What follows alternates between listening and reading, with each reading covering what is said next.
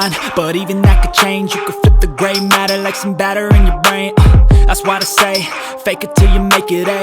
And if you play that game, then you just might make a change. Rearrange all the bad to okay. Take the worst thoughts saying, turn them to a game. Take the best thoughts saying, put them on display. On repeat in your brain till you're feeling no more pain. Never slow yourself down, you can do some more. Push past all the pain.